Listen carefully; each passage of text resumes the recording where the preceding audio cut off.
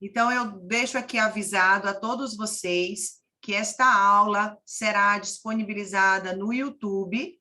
Então, eu tenho um canalzinho lá com todas essas dúvidas. Vamos colocar lá. Até convido a vocês participarem, que eu vou sempre colocar questões voltadas ao direito penal, processo penal, advocacia criminal, e vamos fazer uma grande família penalista, tá bom? Vou me inscrever no seu canal. Obrigada, muito obrigada. Vamos começar, gente, vamos começar. Olha só.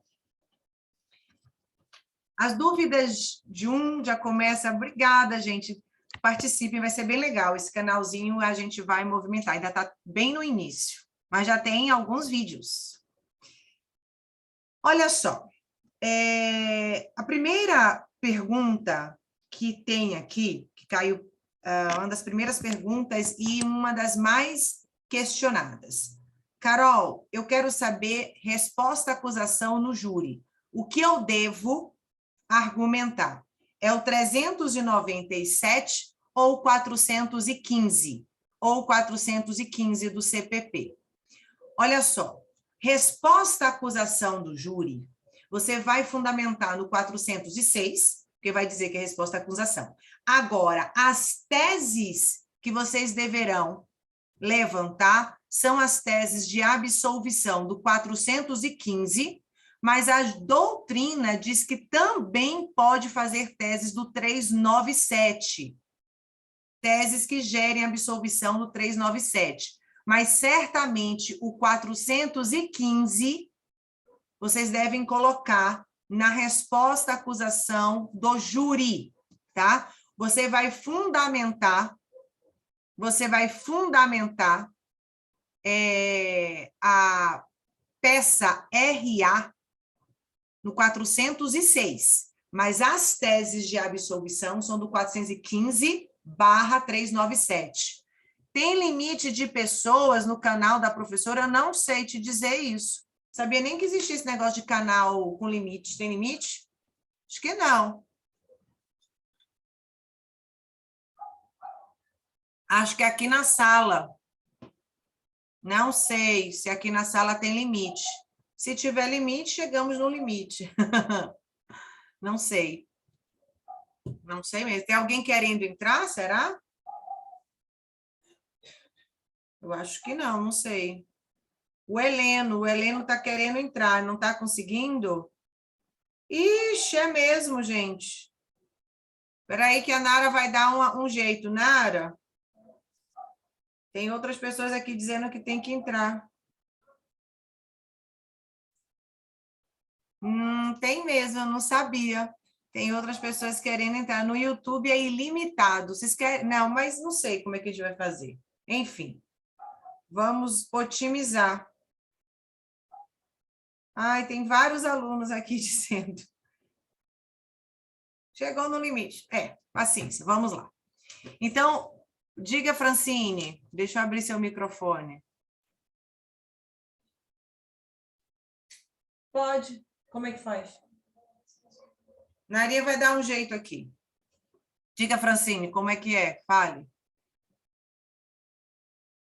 Estou cobrando Pix para entrar aqui na sala. Ai, meus amores. Pode falar, Francine. Vamos lá, vamos continuar então. Quer colocar? Espera aí, gente, o ao vivo é assim. Professora, mostra a Nara. Não. Ela tá dodói, é por isso. Não está conseguindo abrir o microfone, nem eu estou conseguindo abrir seu microfone. Ai, meu Deus, tá vendo? Não sei mexer. Aqui? Espera aí, que eu vou tentar. Espera aí.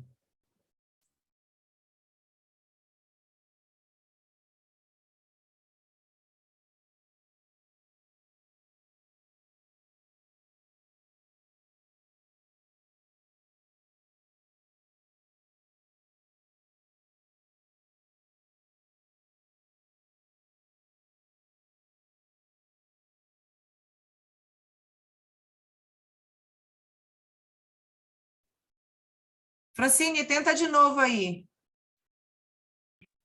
Agora foi, professora. Eu também tive problema, eu precisei ficar dando só F5, aí deu certo 1 hora. Pede para ele, quem está tentando entrar, dá até F5. Geralmente é 100 pessoas, como a gente não bateu, né, tem 89, deve ser algum problema, muita gente tentando acessar ao mesmo tempo. Aí é só ficar dando F5, que não é problema de limite de pessoas, não, que a gente ainda não bateu nem 100. Não, tá com 100 pessoas aqui na sala. O meu está mostrando 89 participantes. Sim. Aham. Ah, é Mas eu verdade. estava com 100 participantes. E agora... É porque já entraram mais agora. Aí ficar dando F5.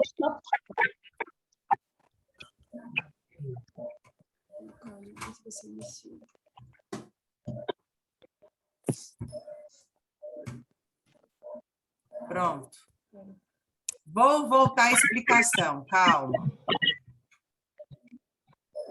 Boa noite a todos, boa noite a todos. Agora eu acho que tem 100, né? Não sei.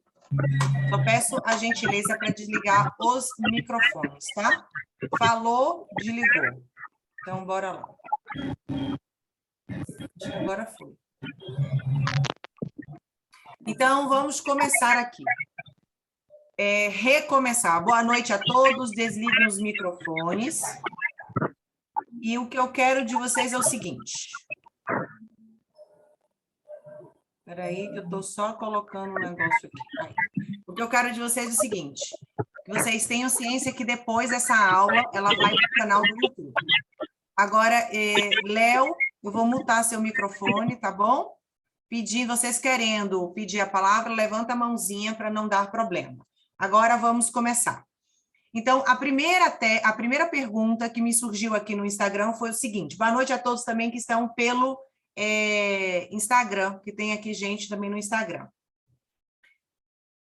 No RA da resposta à acusação.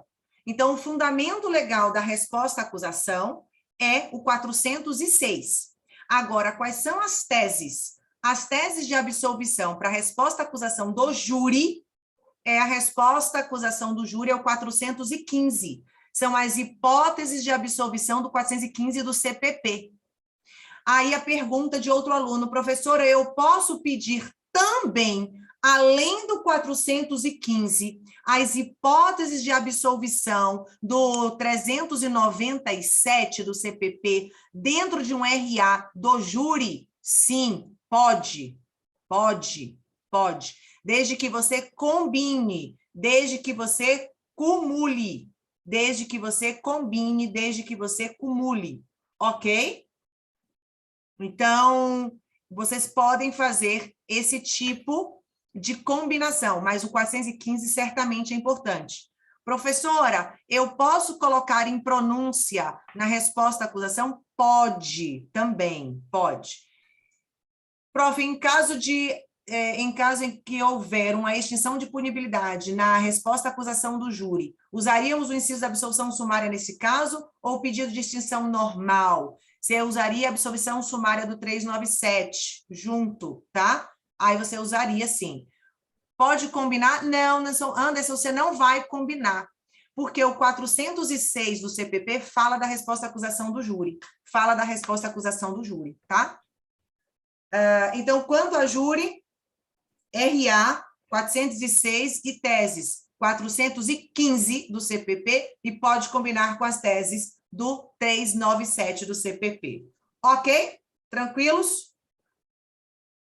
Memoriais do júri, eu vou chegar em memoriais. Memoriais do júri, aí você utiliza o 411, parágrafo 4º, combina com o 403, parágrafo 3º, ou 404, parágrafo único, e combina com o 394, parágrafo 5º. Você esqueceu aí, eu não sei quem é iPhone, esqueceu de botar o parágrafo 5º do 394, tá? Olha só. A próxima pergunta que eu vi aqui, que foi bastante, foi a questão de júri. Vocês estão com medo de cair peça do júri, pelo que eu estou vendo. Professora, como é que eu faço o pedido de impronúncia? Como é que eu faço o pedido de impronúncia? Olha só. Impronúncia Impronúncia, você vai pautar no artigo 414. Como que você vai fundamentar no 414? Você vai ter que dizer no mérito que inexistem ou indícios suficientes de autoria ou inexiste prova da materialidade delitiva. Inexistem indícios suficientes de autoria ou inexiste prova da materialidade delitiva. Então, para que haja uma tese de impronúncia, você vai falar, por exemplo, que a autoria não restou demonstrada. E aí você vai dizer que não existem esses indícios suficientes. E aí você vai dizer que não existem indícios suficientes para ter uma pronúncia. Porque se você impronuncia, se você consegue a tese da impronúncia, ele não será submetido a julgamento popular. Agora, se você tiver tese de absolvição do 415 e uma tese de impronúncia, a tese de impronúncia vem como subsidiária. Aí, primeiro, você escreveria a tese da absolvição do 415 para depois fazer uma tese do 414. Tranquilos? É isso que vocês têm que ter em mente, tá? Outra situação aqui, outra situação do júri. Nos memoriais, além da absolvição, além da impronúncia, vocês podem fazer também tese de desclassificação.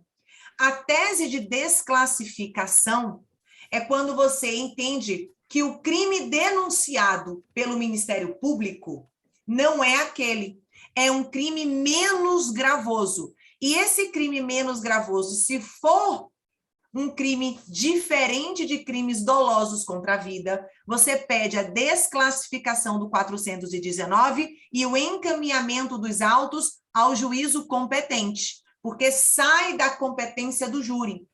E aí, falar de competência do júri, você precisa colocar na peça o 74, parágrafo 1º.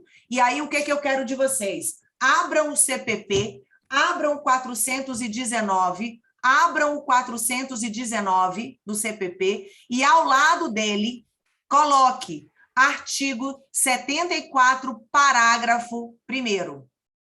Artigo 74, parágrafo 1º. Agora, Carol, e se eu desclassificar para um crime menos gravoso, mas continuar no júri? Aí você só pede para desclassificar e você diz qual é o crime. Por exemplo, a mulher está sendo denunciada por um homicídio, mas você quer desclassificar para um infanticídio que tem uma pena infinitamente mais branda. Aí você pede para desclassificar, mas não pede o encaminhamento dos autos ao juízo competente, porque o juízo já é competente. Tá? O iPhone está falando subsidiariamente a desqualificação. Sim. Feito a absolvição sumária do 415, impronúncia do 414, desclassificação do 419, o que pode ter também como tese dentro de memoriais, dentro de rese, de júri. Desqualificação, retirada de qualificadora. E também afastamento de causa de aumento de pena. E também afastamento de causa de aumento de pena. Ok? Afastamento de causa de aumento de pena. Você não vai falar rese do júri, memoriais do júri, RA muito menos, absolutamente você não fala em pena base, você não fala em pena intermediária, você não fala de regime, você não fala de suspensão condicional da pena, você não fala de substituição da PPL por PRD, de maneira alguma. Isso é errado, perderia tempo. Ok? Ainda tem aquela questão da prenúncia ser evada de nulidade. Isa, muito bem lembrado. Pode cair uma nulidade do 413, parágrafo 1º. É tese, pode pintar de verde. Chamamos de excesso de linguagem.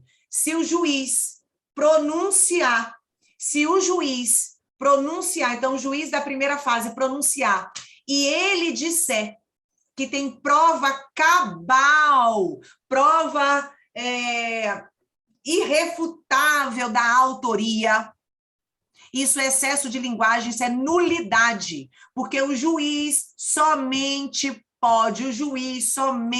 pode, na primeira fase, entender que existem indícios suficientes de autoria, prova da materialidade, qualificadoras e causa de aumento de pena. Só.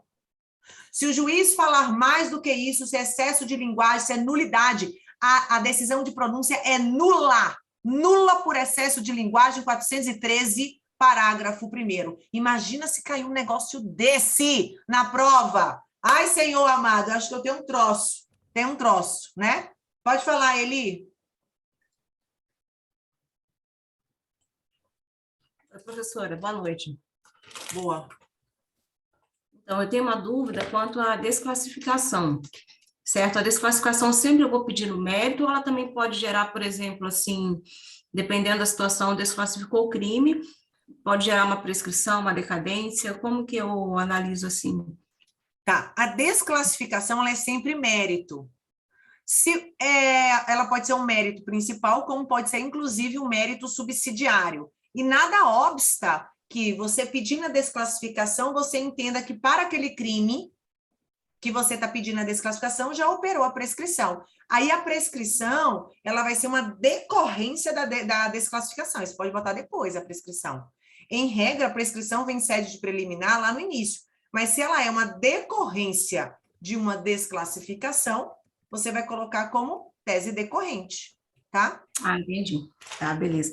Deixa eu falar uma coisa, a fundamentação do RA, do júri, é 406, parágrafo 3º, ou somente Não, 406, do CPP. Ah, tá. Tá, beleza, professora, obrigada. Imagina. Bruninha, você tá bem, Bruninha? Meus amores lindos, meus filhotes. Só ansiedade, professor. Calma, controle essa ansiedade. Vou baixar sua mão então, tá, Eli? Não fico perdida. Adriele colocou. Bárbara entrou também, minha mentoranda fofa. Preliminar 415. Opa, Adriele, 415 não é preliminar. 415 é mérito, é absolvição, nada de preliminar. Mérito e pronúncia, 414... Não, preliminar não, nada disso. Nada disso. Ah, tá, não. Preliminar são questões processuais, Adriele. 415 é mérito, a absolvição. A absolvição é sempre mérito. Sempre mérito. Tranquilos? Outra pergunta que caiu aqui bastante. Carol, quando eu uso a absolvição do 397, do 386 e do 415? 406 é só RA de júri, tá? Só RA de júri, preliminares, por exemplo. Outra pergunta que caiu. Carol, quando é que eu uso a absolvição de cada artigo? Olha só. RA do rito ordinário e sumário, 397. A absolvição sumária. Aquela que você fala em sede de RA. Tá? 415. Júri. RA de júri, memoriais de júri, rese de júri. 386. Absolvição de memoriais que sejam de qualquer rito, salvo júri. 386 para qualquer rito, menos o júri, na primeira fase. Aí você vai vir o 386. A apelação, 386. 386. Tá?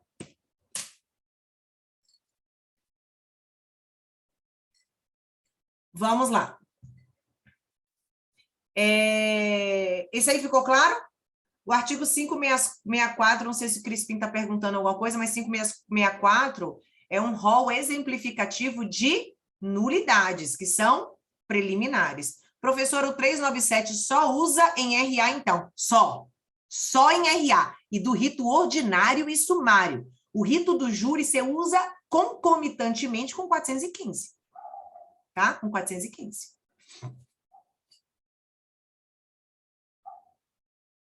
Ah, tá, entendi. Outra perguntinha aqui. Caiu, que também teve muita prescrição. Professora, aqui tem, ó.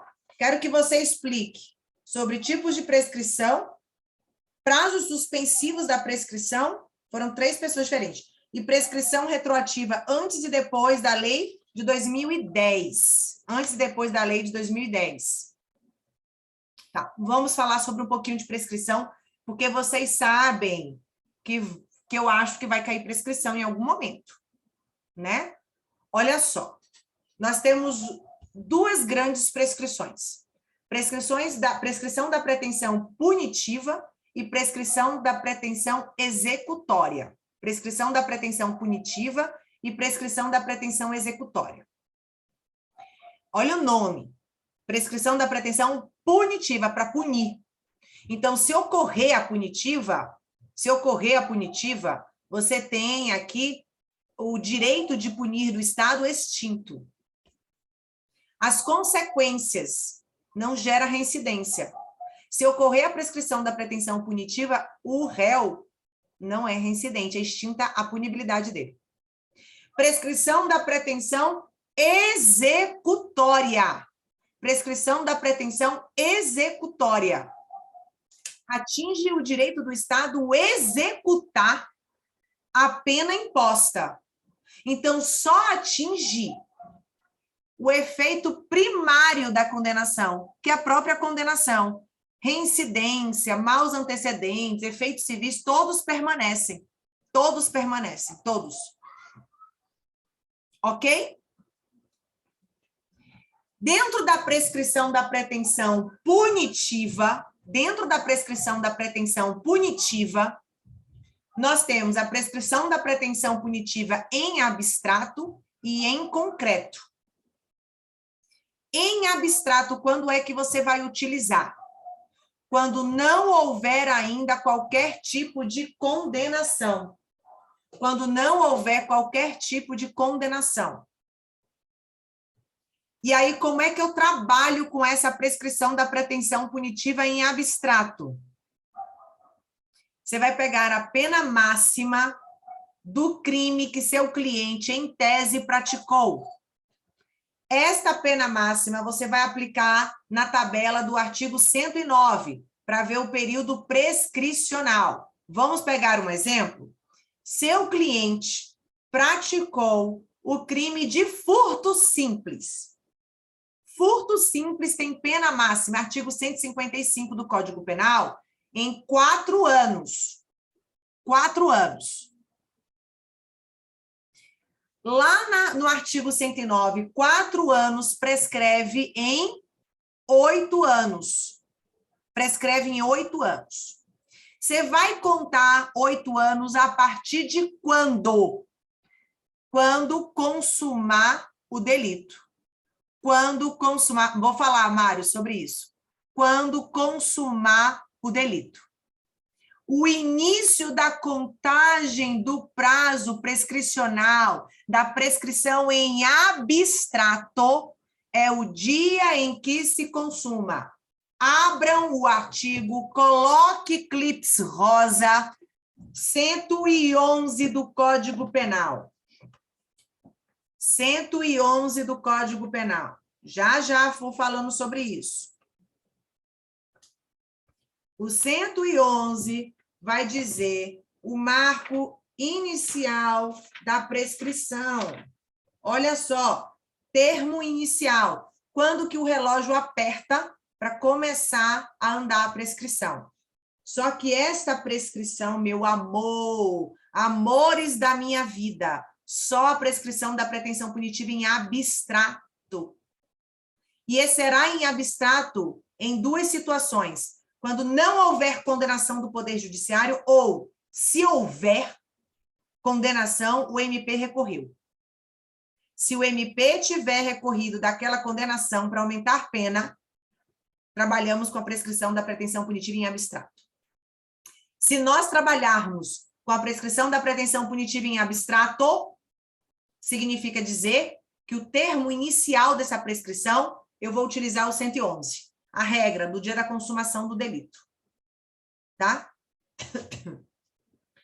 Aí, eu vou contar do dia de que consumou até quando? Até o primeiro marco interruptivo da prescrição. Artigo 117. O 117 vai dizer que o primeiro marco interruptivo da prescrição, recebimento da denúncia. Recebimento da denúncia. Ok? O recebimento da denúncia é o primeiro marco interruptivo, artigo 117, inciso 1. Você vai ver se teve 8 anos, se passaram os 8 anos entre o dia que se consumou o furto até o dia que o juiz recebeu a denúncia. Se não passaram os 8 anos, vamos ver, aí o juiz deu a condenação. Se operou entre o recebimento da denúncia até a publicação da sentença penal condenatória recorrível. Mas por que esse prazo está no artigo 117? O enunciado sempre coloca várias datas. Isso mesmo, isso mesmo. Por quê? Para confundir vocês. Para confundir vocês. Ok? Só um minuto, gente. Tem gente aqui que está falando aqui no Instagram. Estou até olhando para os povos do Instagram. RA em júri. Você vai colocar o 415 para fins de absolvição. Mas você pode cumular com 397? Pode cumular. Não botar apenas o 397. Tá? Porque eu vi aqui, eu olhei rapidamente, que eu estou também transmitindo pelo Instagram, e aí eu vi uma pergunta aqui. Então, voltando para a questão da prescrição. Os marcos interruptivos da prescrição é quando você vai olhar se ocorreu ou não a prescrição. E aí a colega colocou, Carol, e se a prescrição for pela metade? Porque o agente, ele tinha menos de 21 anos à época dos fatos. Você vai pegar, então, o prazo prescricional e não o crime, não a pena do crime, cortar pela metade. Então, olha só, o furto a gente descobriu, o furto simples a gente descobriu que prescreve em 8 anos. Se o agente era menor de 21 à época dos fatos ou maior de 70 à época da sentença, a prescrição de furto simples para estas pessoas será quando? 4 anos, isso mesmo. Perfeito, perfeito. Tá? Outra coisa. Prescrição da pretensão punitiva, então, em abstrato, nessas duas situações. E quando vai ocorrer a prescrição da pretensão punitiva em concreto? Em concreto. A prescrição da pretensão punitiva em concreto ocorrerá quando existir na data da sentença, 70 anos na data da sentença condenatória. Quando tiver condenação fixada pelo Poder Judiciário e transitada em julgado para acusação. Então, a defesa vai recorrer daquela condenação, mas o MP não recorreu, transitou em julgado. Aí você vai utilizar, se é em concreto, é a pena fixada concretamente pelo juiz. Qual foi a pena fixada pelo juiz concretamente para esse furto? Imaginemos que sejam 9 anos. Imaginemos isso. 9 anos. Aliás, 9 anos não, 9 meses. Então, um furto simples, a pessoa pegou 9 meses. 9 meses, você vai botar na tabela do artigo 109, prescreve em quanto tempo? 3 anos. 9 meses prescreve em 3 anos. Você vai agora fazer ela retroativa, porque a prescrição da pretensão punitiva em concreto, ela é retroativa. Aí você vai pegar 3 anos e vai olhar se passaram mais de 3 anos entre a publicação da sentença penal condenatória recorrível até o recebimento da denúncia. Digamos que não passaram os 3 anos. Agora você vai do recebimento da denúncia para a consumação dos fatos? Não. A prescrição da pretensão punitiva em concreto, jamais você pode retroagir para antes do recebimento da denúncia.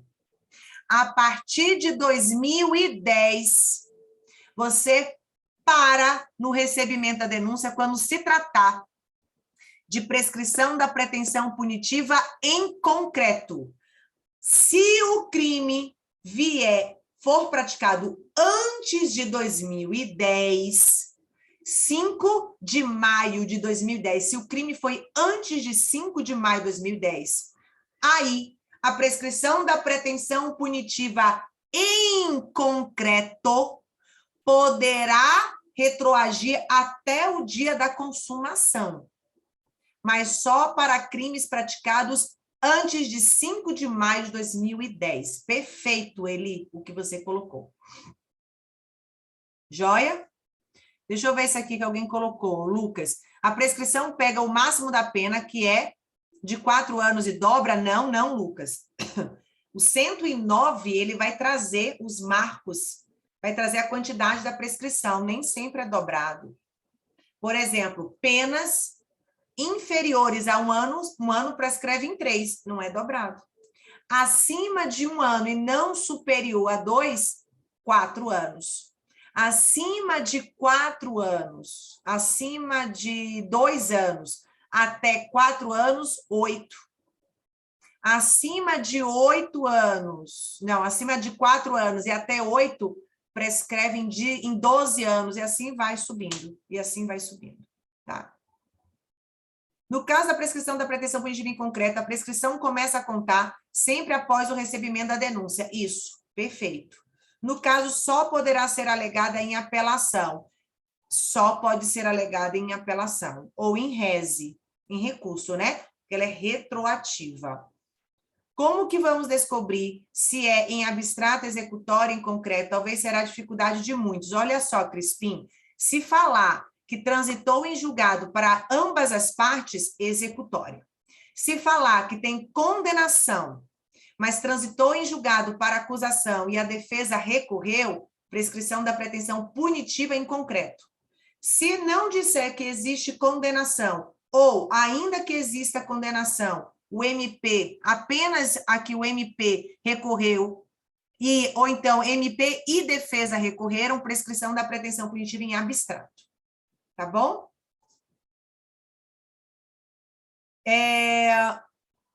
Que mais? Eu ainda não entendi isso. O que você não entendeu? Seja mais claro. Isso pode cair na prova como já caiu. Quando tiver a qualificadora ou aumento de pena, como eu faço para saber a prescrição? Jaque, se for o crime qualificado, você vai utilizar a pena máxima do crime qualificado. Então, por exemplo, o crime qualificado de homicídio, a pena máxima é 30. Você vai utilizar 30 anos. Tá? A pena máxima de homicídio simples é 20 anos. É 20 anos. Se for tentativa, que alguém perguntou aí para mim, como é que vocês vão fazer? Vocês vão pegar a pena máxima do crime em comento, diminuir da quantidade mínima da tentativa, que é de 1/3. Então, olha só, você vai pegar, digamos que nós tenhamos um homicídio qualificado, 30 anos é a pena máxima, diminui de 1/3, que é a menor quantidade da tentativa para diminuição de pena. Vai ficar 20 anos. Então, você vai pegar a pena de 20 anos, prescreve em quanto? Prescreve em 20 também. Prescreve em 20. Atenuantes e agravantes não contam para fins de prescrição, só em causas de aumento. Causa de aumento, pior cenário. Pega a pena máxima com o máximo de aumento da causa de aumento de pena. Se for causa de diminuição, pega a pena máxima com a menor diminuição. Entretanto, não pode contar para fins de prescrição o aumento de pena do crime de concurso formal e de crime continuado. Então, se você for analisar uma prescrição de um crime que aconteceu em concurso formal e teve o aumento do artigo 70 do Código Penal, você não pode contar a prescrição em cima deste aumento de 1/6. Você tem que fazer a prescrição antes de aumentar 1/6 para fins de concurso formal. A mesma coisa para crime continuado. Para você saber a prescrição de um crime que se deu em continuidade delitiva, você vai ter que achar a pena dele antes de aumentar para fins de crime continuado, ok? Milena, professora, tenho dúvida em quais artigos é preciso fundamentar no caso da prescrição da pretensão executória. Prescrição da pretensão executória, Milena, agora é com você a palavra, você tinha pedido. Olha só, prescrição da pretensão executória, artigo 110 caput. E aí você coloca também o artigo 109. E aí você coloca também o artigo 109, tá? Prescrição da pretensão punitiva em concreto, artigo 110, parágrafo 1º. Prescrição da pretensão punitiva em abstrato, só o 109. Mas todos eles, vocês vão utilizar o artigo 117, o 115, o 111, que são os outros artigos da prescrição. Joia? Vocês conseguiram entender sobre a prescrição da pretensão punitiva? O Jonatas, fiz uma peça que caiu assim, era rese. Provavelmente você fez a peça número 31. Então, em abstrato e em concreto, começam a contar após o oferecimento da denúncia. Não. O abstrato começa a contar do dia que o crime se consumou, de acordo com o artigo 111. Em concreto, se o crime foi após 5 de maio de 2010, começa a contar após o recebimento da denúncia. Esqueça oferecimento, Jonatas. Oferecimento de denúncia para fins de prescrição não é nada para a gente. Não é súmula isso. Súmula apenas na quantidade de prescrição, Heleno, vai ser a súmula 220 para fins de prescrição da pretensão executória. Se vocês quiserem, poderiam inclusive colocar no caput do artigo 110 do Código Penal a referência, a remissão à súmula 220 do STJ. Tem súmula isso, né? Não. Prof, por favor, fala um pouquinho de prescrição do crime de dignidade sexual. Começa a correr aos 18 anos, Elisângela, só começa a correr após os 18 anos da vítima se o MP não tiver dado início à ação penal. Se o MP já tiver dado início à ação penal, já começou a correr desde o dia em que houve a consumação do crime, tá? Agora, se ninguém deu início à ação penal, essa prescrição ela está suspensa até o dia em que a vítima completar 18 anos de idade, tá bom? Até o dia que a vítima completar 18 anos de idade. Estou tentando entrar desde as 19h59. Deve ter gente tentando também. Ai, Lorena, por isso que eu abri o Instagram. E eu vou disponibilizar depois no YouTube também. Até enviei mensagens para você pelo céu de uma vizinha. Fui lá, o desespero do aluno. Oh, meus amores. Próximas lives, farei de uma forma que todo mundo entre, que não tem essa limitação. Eu não sabia, tá? Eu não sabia. Mas graças a Deus que você já conseguiu entrar. Prof, não tendo súmula, existe algum outro fundamento legal para fundamentar essa questão de não contar para a prescrição aumento de pena dos concursos? Isso aí é construção jurisprudencial. Isso é construção jurisprudencial. Mas eu posso dar... Deixa-me ver aqui no artigo. Só um minutinho. Deixa-me ver aqui o artigo 71, se tem a remissão a alguma súmula. Que agora não me veio à cabeça nenhuma súmula, mas você me falou de uma súmula aí. Eu mesma, às vezes eu fico em dúvida. Deixe-me ver se tem alguma súmula.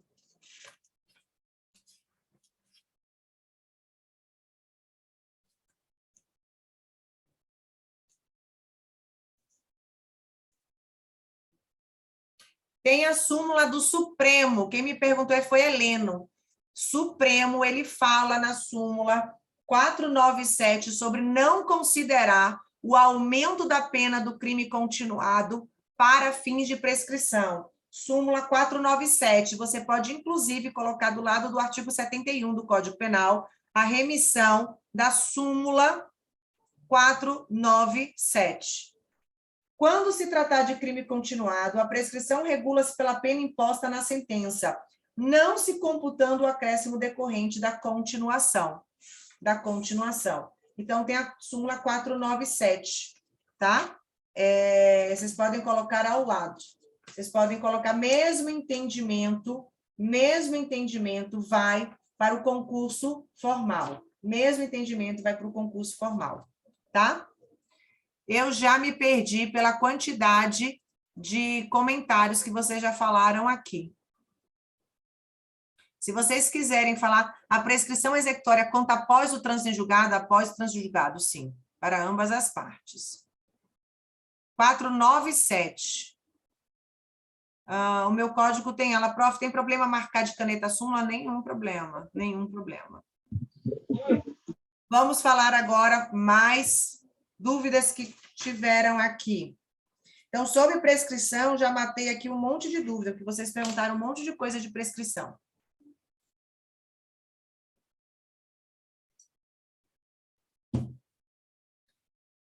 Bora lá. Que bom que vocês gostaram sobre a prescrição. Prescrição, acho que vai cair. Aqui, a absolvição também já foi. Outra aqui. Diferença entre o artigo 20, o artigo 21 e o artigo 20, parágrafo 1º. Não, tem aqui que eu estou só usando esse aqui. Bora lá, que isso aí vai cair direito material. Direito material. Diferença. Artigo 20 do Código Penal. Erro de tipo. Mário, sobre o 147A, eu peço a gentileza que dê uma olhada numa das questões que eu coloquei, não lembro agora qual era a questão, tanto no canal do YouTube quanto no meu Instagram. Falei exatamente sobre o 147A, tá? Bora lá. Artigo 20 do Código Penal diz assim: erro de tipo essencial. Diz assim, peguem aí, vamos analisar esse negócio que sempre cai.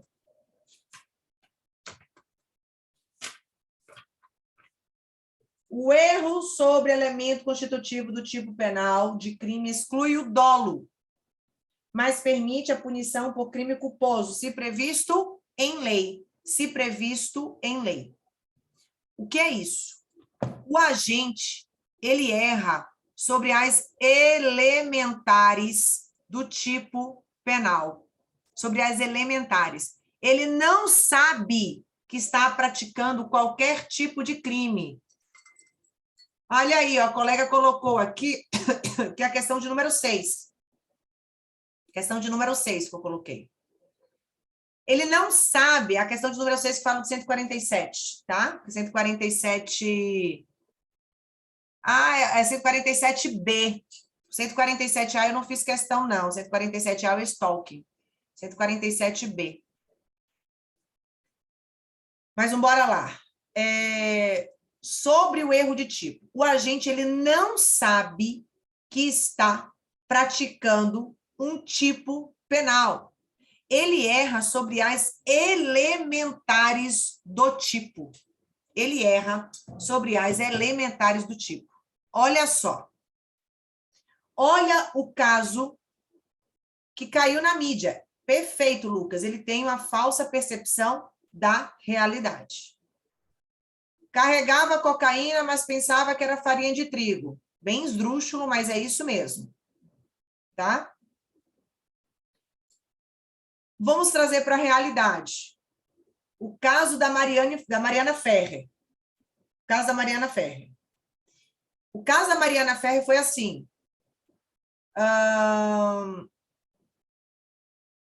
Ela estava em uma boate, no Café de la Musique, lá em Santa Catarina.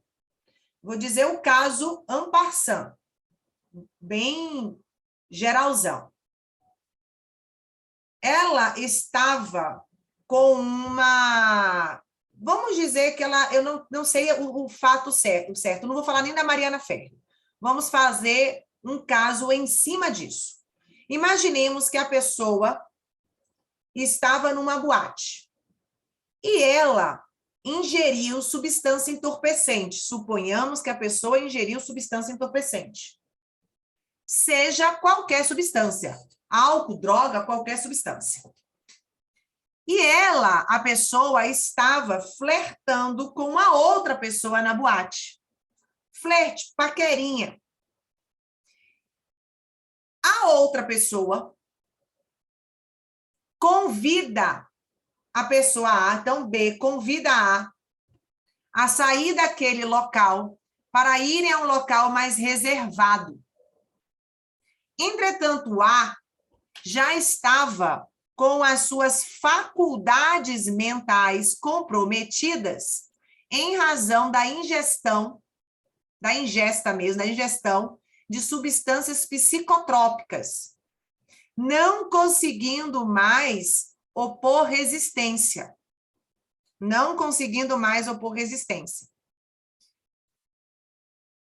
Eles saem desse local e aí mantém conjunção carnal. Entretanto, A não diz sim, A não falou absolutamente nada em querer manter com B relações sexuais.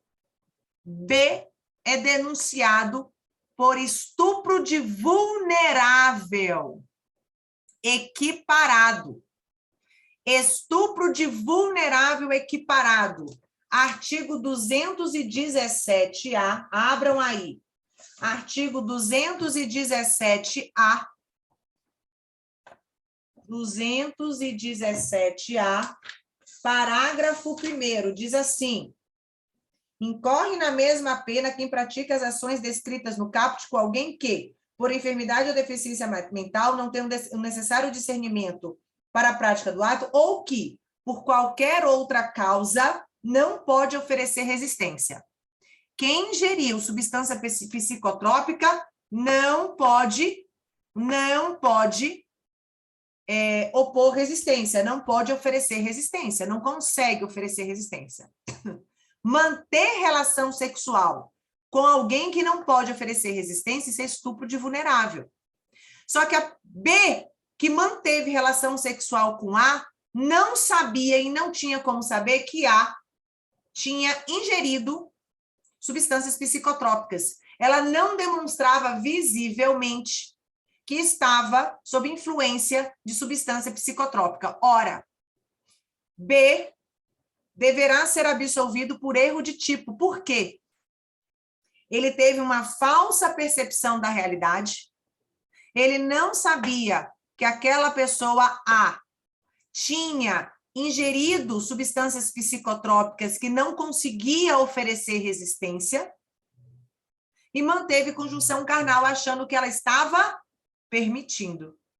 E o erro de tipo exclui o dolo. Permanece a culpa. Não existe estupro na modalidade culposa. Não existe estupro na modalidade culposa. Logo, se não existe, sai o dolo, não existe culpa, conduta atípica. Então, o erro de tipo exclui o dolo se aquele crime não tiver previsibilidade culposa, falta aqui fato típico. Prof, no caso da mulher que fez sexo com o mendigo vai ser denunciado por estupro de vulnerável? Não sei, pode ser que sim. Se constatar que ela não estava em plena consciência, em plena capacidade mental, e ele tinha como saber disso, nas suas faculdades mentais, ela era perturbada, ou ela tinha deficiência mental, pode ser que ele responda por um estupro de vulnerável, pode ser. Mas também pode ser absolvido por uma questão de erro de tipo essencial, tá? Erro de tipo essencial. Francine, pode falar. Professora, só voltando um pouco ao tema da extinção da punibilidade, quando eu estiver de frente com um tema que aborda a decadência, eu também posso colocar dentro disso, né, da extinção da punibilidade, a decadência, porque embora ela não seja a pretensão punitiva do Estado, ela vai ser a pretensão punitiva ali do querelante, e aí ele deu prazo, 6 meses, né, aí eu posso alegar que teve a extinção aí da punibilidade, né? Necessariamente, né? Necessariamente, artigo 107, inciso 4 do Código Penal. O artigo 107, ele trouxe um rol exemplificativo de causas extintivas da punibilidade. Dentre elas, o inciso 4 trouxe a decadência. Então, se tiver uma tese de decadência, por exemplo, é um crime de ameaça, e aí a vítima não representou, teve decadência quanto ao direito de representação, extinguiu a punibilidade. Artigo 107, inciso 4, não pede absolvição, não. Salvo se for em sede de RA. Salvo se for em sede de RA. Tá? Perfeito, obrigada. Nada. Então, o artigo 20 caput ficou ok? Tranquilos aí? Infelizmente, não sabemos, mas creio que ele se aproveitou da situação. Não sei, gente. O caso dessa mulher e do cara, não analisei. O artigo agora 20, parágrafo 1º, que é a discriminante putativa. Putativo significa o quê no direito penal? Imaginário, suposição. Então, o agente vai supor, vai imaginar uma situação de acordo com a situação fática. De acordo com a situação fática. Leva a crer que se aquela situação fática realmente existisse, ele estaria autorizado daquela maneira. Ele estaria autorizado daquela maneira. Olha o que diz o parágrafo 1º. Lembra da dica é isento de pena? É isento de pena? É isento de pena significa o quê, meu povo? Meus queridos alunos, bora!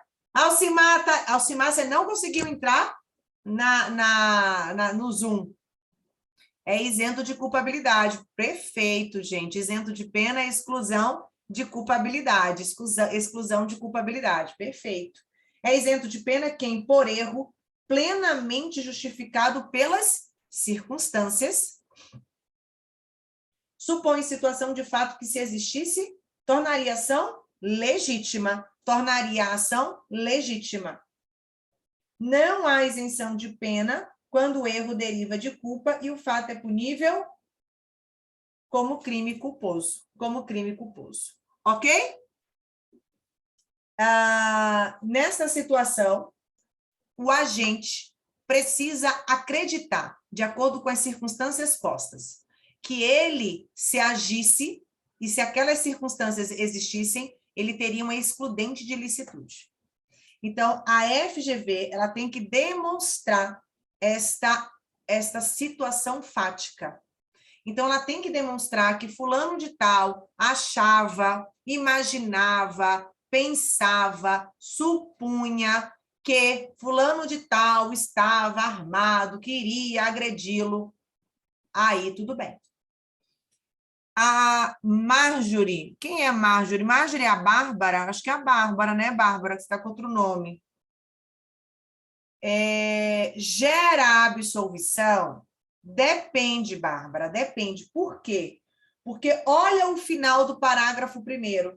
Não há isenção de pena quando o erro deriva de culpa e o fato é punível como crime culposo. Depende. Então, olha só, se você não consegue enquadrar no crime culposo, aí gerará uma absolvição. Aí gerará uma absolvição. Se tiver o crime culposo, ele responde na modalidade culposa. E esta culpa, na discriminante putativa, nós chamamos de culpa imprópria. Culpa imprópria. Porque culpa própria é aquela que vocês aprenderam. Negligência, imprudência e imperícia. E a culpa imprópria é esta culpa da discriminante putativa. Que quando existe a modalidade culposa, o agente responde pela modalidade culposa. Pode haver uma substituição de pena se o crime é culposo. Pode haver uma como assim? Substituição de PPL por PRD? Pode. Pode. O artigo 44, inciso 1. Pode. Dependendo da quantidade. Aliás, nem precisa da quantidade da pena, né? 44, inciso 1, vai dizer que, neste caso, pode haver substituição da PPL pela PRD. Pode sim. Neste caso, o fato é atípico, excludente de culpabilidade. Tá? Se você tiver uma discriminante putativa, você vai para isenção de pena. Se a isenção de pena exclui a culpabilidade. O fato não seria atípico. Ele vai responder pela culpa imprópria se for inevitável. Não, se for evitável, de verdade, se for evitável, se tinha como evitar. Se for inevitável, inevitável, não tinha como evitar, ele não responde por nada. Se ele tinha como prever, olha só, se tinha como prever, ele responde pela culpa imprópria, modalidade de culpa, normalmente. Ok? E o artigo 21?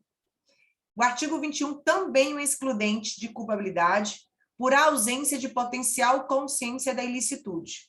O artigo 21 vai dizer assim. Cadê? Ah, tá. O artigo 20, parágrafo 1º, pode ser chamado também de discriminante putativa, que vocês viram, e também pode ser chamado de erro de tipo... como é, Carol? Esqueci. Erro de permissão. Erro de tipo, falando erro de permissão. Erro permissivo. Pronto, erro permissivo. Isso, Heleno, perfeito. Então, você tem discriminante putativa, culpa imprópria e erro permissivo. Não, a discriminante putativa pode ser chamado de erro permissivo, tá? Erro de proibição agora. Artigo 21. É o erro sobre a ilicitude do fato. Diz assim: o desconhecimento da lei é inexcusável. O erro sobre a ilicitude do fato, se inevitável, isenta de pena. Isenta de pena é o quê, meu amor? Isenta de pena é o quê? Excludente de quê? Culpabilidade. Por que vai ser excludente de culpabilidade? Porque vai ter a ausência da potencial consciência da ilicitude. A ausência da potencial consciência da ilicitude. Joia? Se evitável, poderá diminuí-la de 1/6 até 1/3. Então, olha só.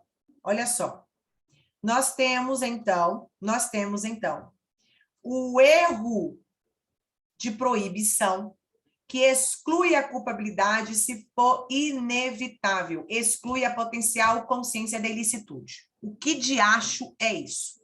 O agente, ele sabe que a conduta ela é típica, mas ele acredita que existe uma autorização da lei para ele praticar aquela conduta típica. Ok? Ele acha que tem uma autorização da lei. Caiu numa das últimas provas. Por exemplo, eu sei que traficar drogas é crime de tráfico de drogas. Que vender droga, que guardar droga é crime de tráfico de drogas. Mas eu acredito, sou estudante de medicina, e eu estou aprendendo que o princípio ativo da droga, da cocaína X, o princípio ativo X da cocaína tal, ela serve como lenitivo de dores intensas no fígado. Ora, eu tenho uma pessoa da minha família que tem essa doença no fígado, a doença Y. Então, eu trouxe essa droga para casa, guardei para ministrar nesta pessoa,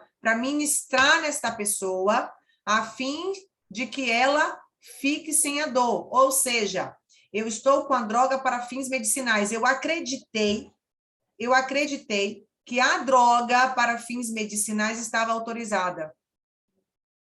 O que não é. Então, eu errei sobre o caráter ilícito da conduta praticada. Eu errei sobre o caráter ilícito da conduta praticada. Quando eu erro sobre o caráter ilícito da conduta praticada, e foi inevitável, você tem uma excludente de culpabilidade.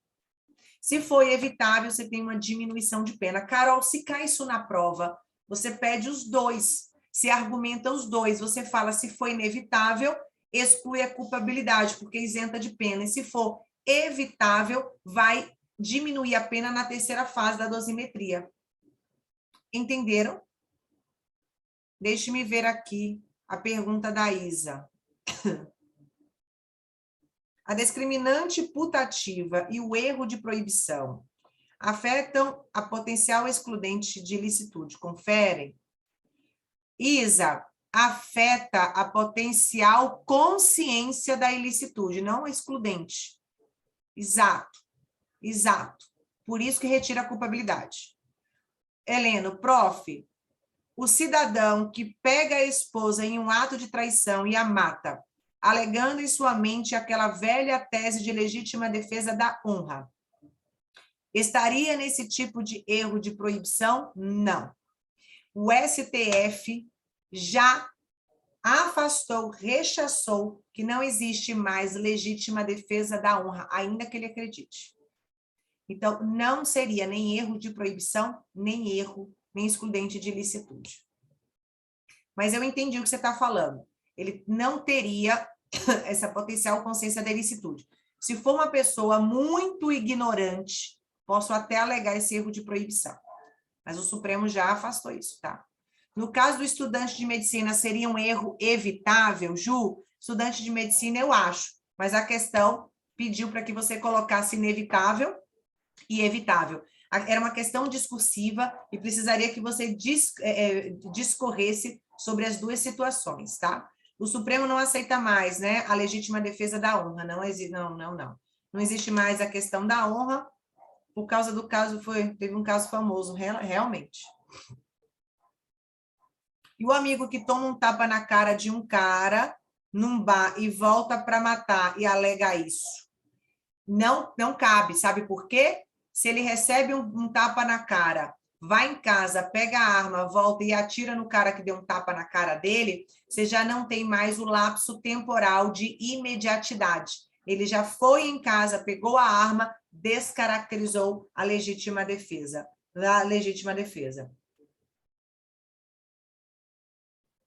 Ok? Meus amores do Instagram, tá tudo ok? Tá dando para entender aí, a tia Carol? Eu não estou conseguindo acompanhar as perguntas. Peço desculpas, mas amanhã, para todos vocês, terei revisão lá no Grão, última revisão, tá? Às 15 horas. Às 15 horas. Ângela Diniz, professora, nos casos do artigo 400A do CPP, pode ser aplicada na prova em que sentido? Adriele. O 400A, tenho que lembrar aqui qual é. Deixa eu abrir o 400A. 400...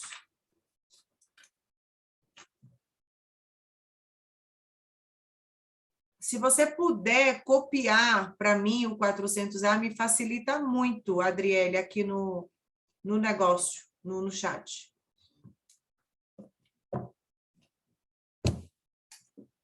Bora, enquanto isso, a gente vai falar de mais temas.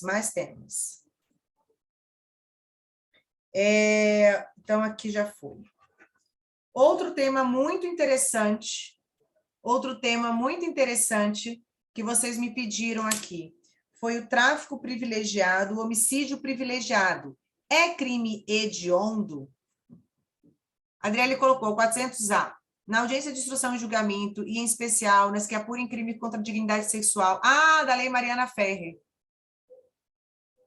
Todas as partes e demais sujeitos processuais presentes no ato deverão zelar pela integridade física e psicológica da vítima, sob pena de responsabilização civil, penal e administrativa, cabendo ao juiz garantir o cumprimento do disposto neste artigo, vedadas manifestação sobre circunstâncias ou elementos alheios aos fatos objeto de apuração nos autos. Foi o seguinte: isso pode cair na prova, por exemplo, no depoimento da vítima, se ela for humilhada. Se ela foi humilhada, se colocou questões que não tem nada a ver. A questão aqui pegaram fotos dela no Instagram de biquíni, querendo induzir que a vítima tinha culpa dela ter sido estuprada, tá? E também há uma proteção aqui às testemunhas de crime sexuais. Então, você não pode deixar a vítima ainda mais constrangida do que ela já se encontra por ser vítima de um crime contra a dignidade sexual.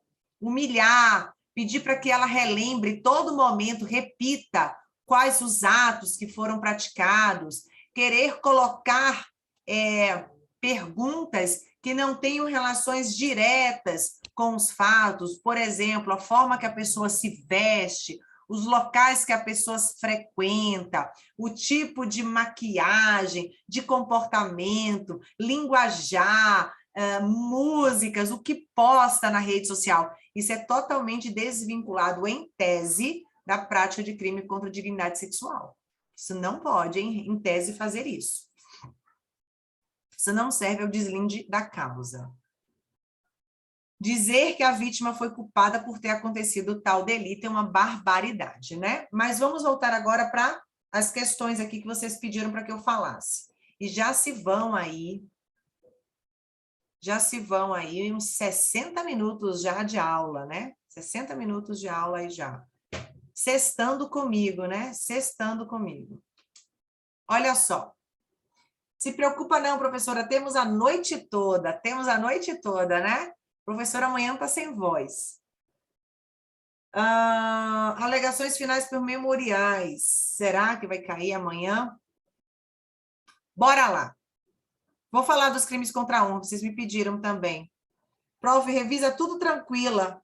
Até gosta. Se eu pudesse, ficava aqui mesmo. Bora lá falar sobre esses dois crimes. Tráfico privilegiado e homicídio privilegiado. Ambos, aí, a Narinha disse que não pode não, ficar até meia-noite. Jesus amado, é a Narinha que vai falar aqui, ó, Carol, acabou a aula, c'est fini, acabou. Bora lá, meus amores. Tráfico privilegiado. O Supremo já entendia que o tráfico privilegiado não era crime hediondo. E que diabo é tráfico privilegiado? Que diabo é tráfico de privilegiado? A Nara é a diretora hoje. Nara, libera mais uns minutos aí, Nara. Ela que sabe, gente, aí ela que sabe. Já ela vai falar, corta, tem próximo professor. Tô brincando. O que é o tráfico privilegiado? Perfeito, Paulo. É quando a aplicabilidade do artigo 33, parágrafo 4º. Nada mais é, gente, nada mais é do que uma causa de diminuição de pena. Só que desde que presente os requisitos. Abra aí, todo mundo, o artigo 33 da Lei de Drogas, o parágrafo 4º. Nos crimes, nos delitos definidos no caput e no parágrafo 1º deste artigo, as penas poderão ser reduzidas de 1/6 a 2/3. Então, é uma causa de diminuição de pena. Ei, olhe para mim. Se cai em memoriais ou cai em uma apelação das drogas, você vai colocar o tráfico privilegiado, sabe onde? Em dosimetria de pena, porque é causa de diminuição de pena. Artigo 33, parágrafo 4º, Maria Paula. Então, olha só, nos delitos definidos no caput, no parágrafo 1º deste artigo, as penas poderão ser reduzidas de 1/6 a 2/3. Desde que o agente seja primário, de bons antecedentes, não se dedique às atividades criminosas, nem integre a organização criminosa. Preenchido esses requisitos, deve haver a incidência desta causa de diminuição de pena. E aí caracterizaria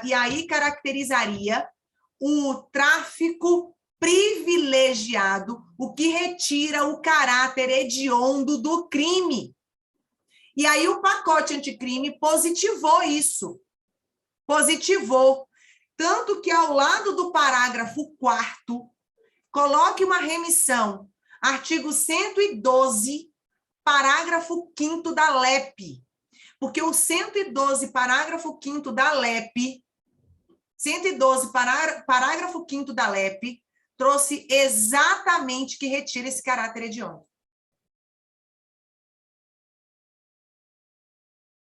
E aí, eu quero que vocês lembrem outra coisa. Esse parágrafo 4º, o código que não tiver com isso riscado, pode riscar sem medo. Risque uma linha no meio. No parágrafo 4º, tem aí, ó, vedada a conversão em pena restritiva de direitos. Corte. Passe uma linha no meio. Isso foi declarado inconstitucional. Isso foi declarado inconstitucional. Ok? Foi declarado inconstitucional. Então, quem não cortou, que corte agora.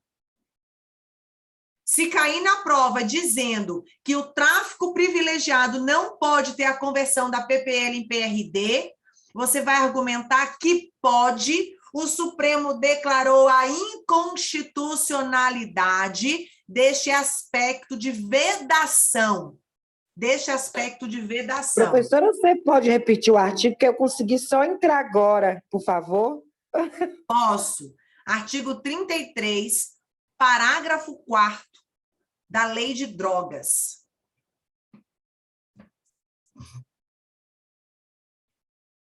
Ok?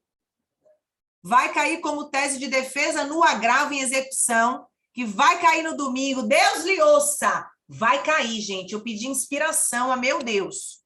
Meu Deus, me inspire para que eu seja instrumento para os meus alunos serem aprovados. Artigo 112, parágrafo 5º. Abra todo mundo. Bora todo mundo abrir. Eu peço a Deus para ser sempre instrumento nas mãos dele para que vocês possam usufruir destas aulas. Professora, declarou em súmula não a La Penha. Isso foi em uma ação direta de inconstitucionalidade. Abram aí 112. Parágrafo 5º do 112. Todo mundo com o L aberto?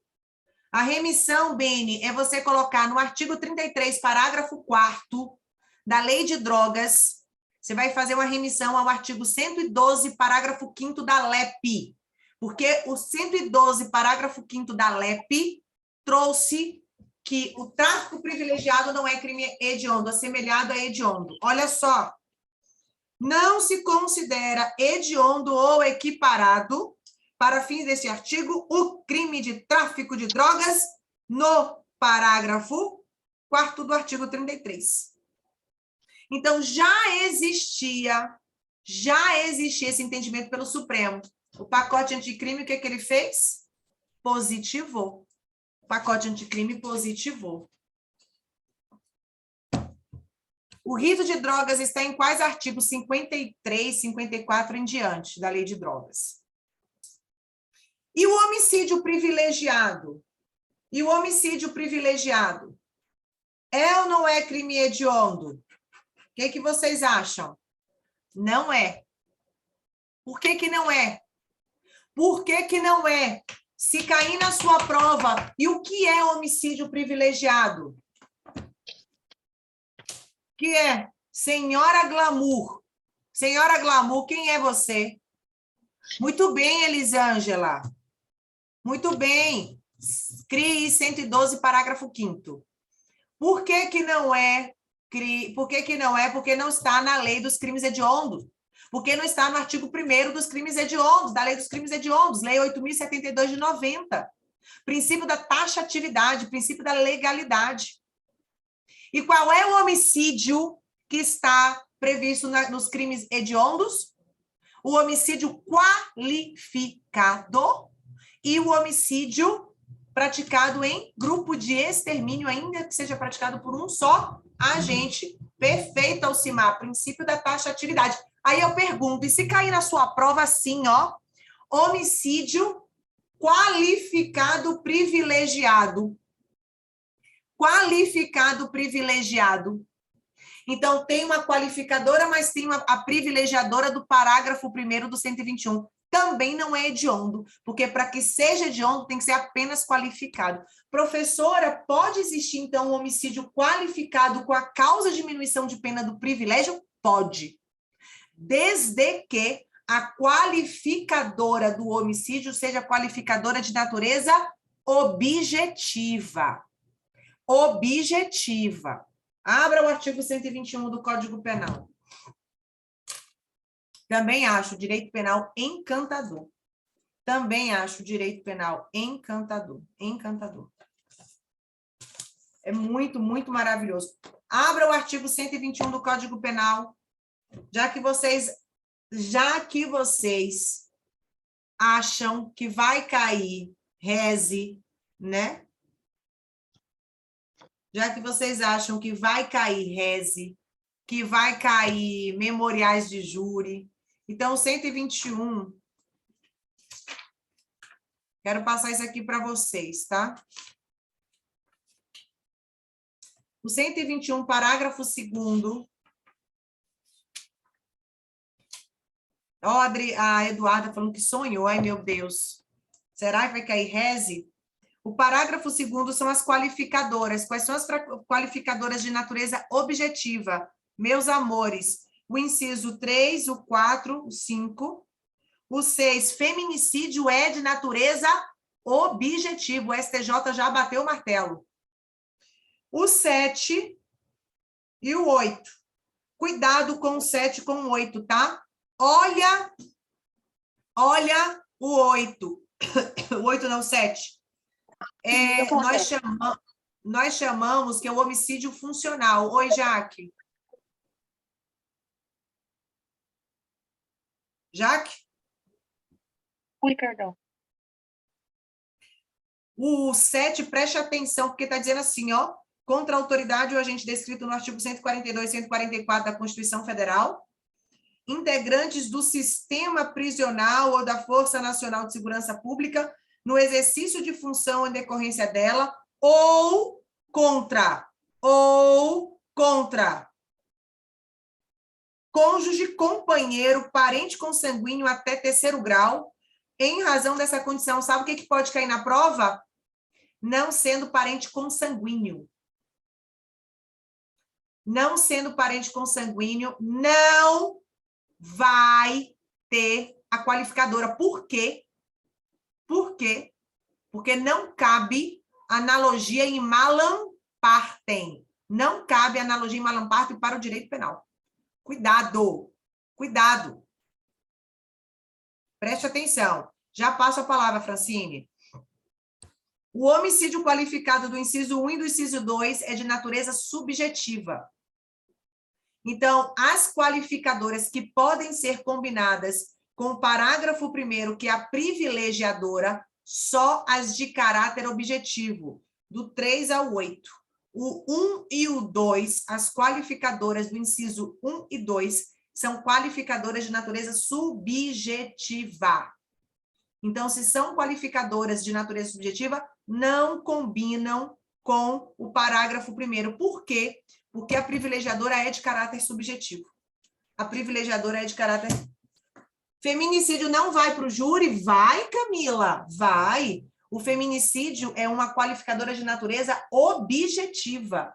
Ela pode ter combinação com privilégio, que eu falei. Vai. Feminicídio é júri. Júri é um homicídio qualificado.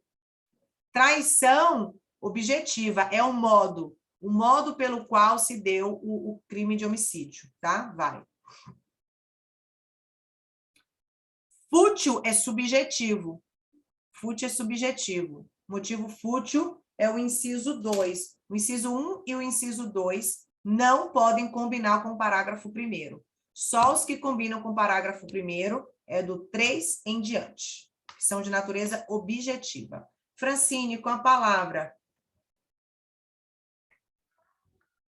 Professora, acerca aqui do parágrafo 1º do inciso do artigo 121, sob o domínio de violenta emoção seria o quê? Porque no artigo 28 não exclui, né? Então, a emoção, os ciúmes não exclui. E aqui está sob o domínio de uma violenta emoção. O que seria essa violenta emoção?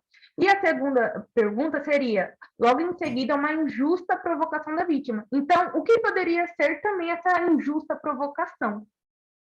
A minha dúvida. Olha só, o parágrafo 1º vai dizer assim, gente. Se o agente comete o crime impelido por motivo de relevante valor social ou moral, ou sob o domínio de violenta emoção, logo em seguida, a injusta provocação da vítima, o juiz pode reduzir a pena de 1/6 a 1/3. Esta violenta emoção, ela foi gerada pela vítima do homicídio, que agrediu injustamente, que provocou injustamente o agente. Então, por exemplo, eu chego numa balada, começo a tirar sarro da sua cara, cuspir onde você está, te dar empurrão, eu estou provocando você injustamente. Você imbuída daquela violenta emoção que eu injustamente provoquei, você saca a sua arma e atira em mim. Você responde por homicídio, mas pode caracterizar um homicídio privilegiado porque você foi provocada injustamente por mim. E aí você tem que ter, Francine, um lapso temporal entre a injusta provocação e a sua reação, ela tem que ser imediata, senão descaracteriza o privilégio. E se descaracterizar o privilégio, caracterizará uma atenuante. Abra o artigo 65, todo mundo. Aí caracterizará o artigo 65, inciso 3, a linha C. Só cabe o artigo 65, inciso 3, a linha C, como atenuante, se não caracterizar o privilégio. Porque a linha C está dizendo sobre influência de violenta emoção provocada por ato injusto. Então, eu fui influenciada. Você não tem tanta imediatidade quanto o parágrafo 1º, a doutrina entende, que esta situação ela tem que ser imediata. A minha reação tem que ser imediata à injusta provocação, senão descaracteriza o privilégio. Artigo 65, inciso 3, a linha C, só aplica essa atenuante se eu não tiver a caracterização do privilégio, tá? Perfeito. E essa injusta agressão, ela cabe só a mim ou eu posso alegar que eu estou defendendo uma outra pessoa, por exemplo?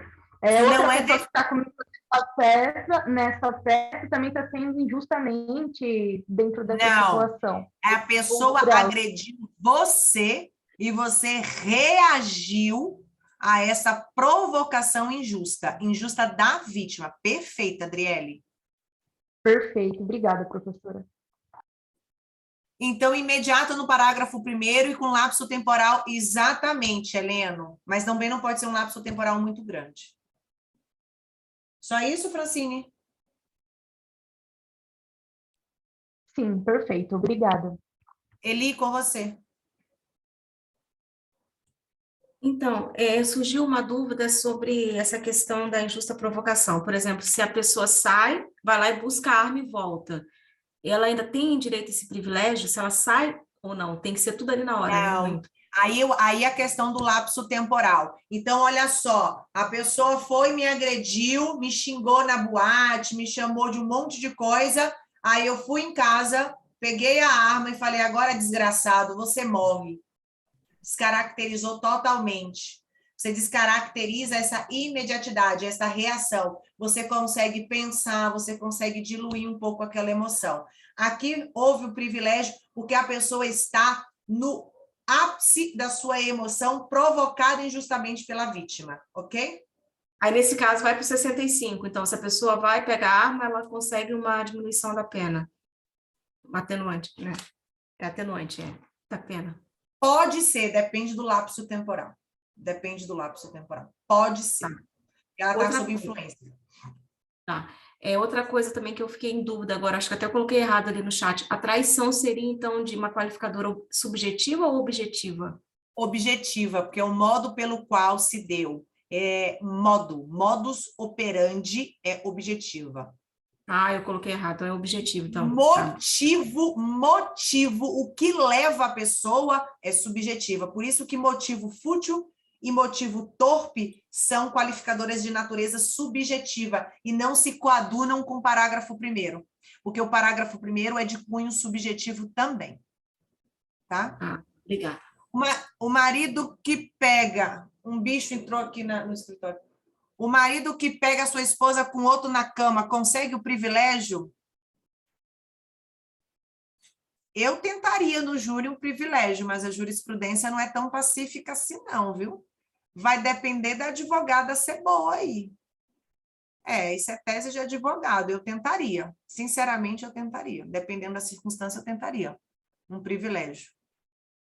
No máximo... Tá. Aí, vocês, meus alunos, advogados criminalistas, a gente consegue esse privilégio. Não consegue, não? Consegue. Tira o caráter hediondo, progressão diferente. Coisa linda. Coisa linda.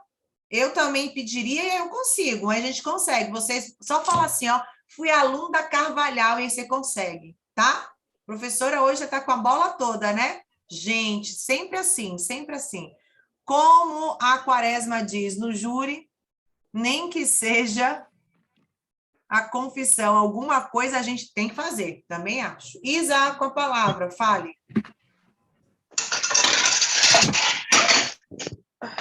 Opa, Isabela. acho que deu... Sim. Ui, tem alguém com o microfone aberto, fez um barulhão. Vamos lá. Carol, na verdade, eu quero só tirar uma dúvida, assim, para esclarecer mesmo.